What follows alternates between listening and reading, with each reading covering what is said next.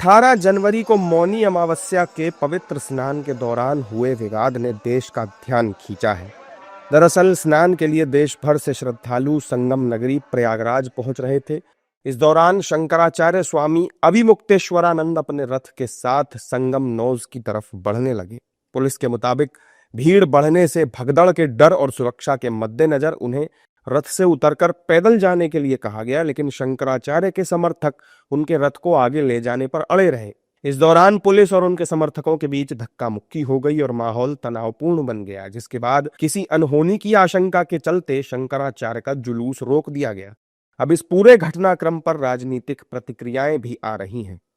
आपने मुझको बताया, तो अगर कोई संवेदनशील मामलों के ऊपर इस प्रकार की अफवाहें फैलाएगा तो मुकदमा होना लाजमी है, उस पर कार्रवाई भी होगी। लाखों लोग उस समय नोच पर थे, स्नान चल रहा था।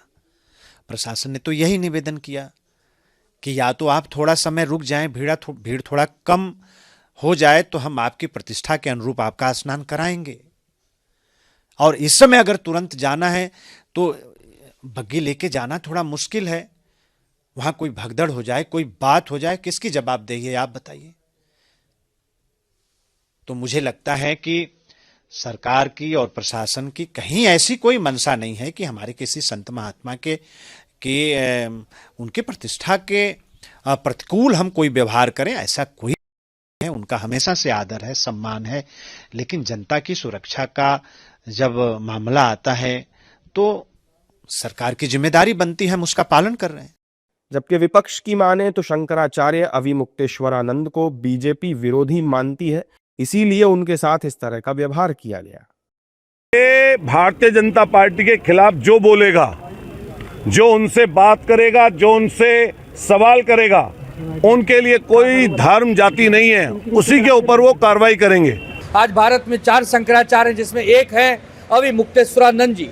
जिस प्रकार उनको उत्तर प्रदेश सरकार की पुलिस ने अपमानित करने का काम किया है, वो 24 घंटे से प्रयागराज की पावन भूमि पर धरने पर बैठे हैं, हमसे रहा नहीं गया। हम स्वयं यहाँ पर सारे सनातनी इस प्राचीन मंदिर में, जो हनुमान मंदिर वकोला के हाईवे पर है, कई वर्षों पुराना है, लोग कहते हैं पांडव काल से है, हम इस मंदिर में आके आज एक छोटा सा ही सही धरना प्रदर्शन कर रहे हैं, अपनी भावना जनता के सामने ला रहे हैं कि हमारे साधु संत सुरक्षित नहीं है, हमारा सनातन सुरक्षित नहीं है। ये सरकार कहती है हम हिंदूवादी हैं, हम हिंदुओं के बहुत बड़े रक्षक हैं, और एक शंकराचार्य को घसीटा जा रहा है, उनके भक्तों पर लाठियां चलाई जा रही हैं, उनकी हत्या करने का प्रयास किया जा रहा है।